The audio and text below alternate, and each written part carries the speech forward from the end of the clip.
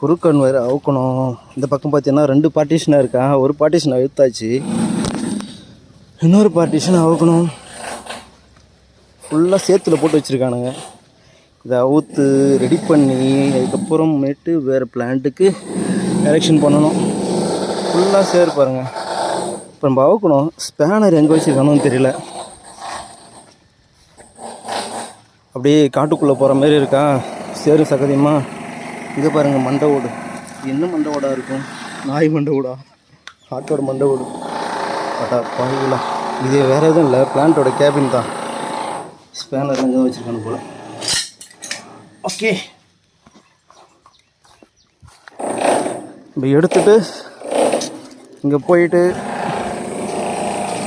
ஐயோ வழுக்குது.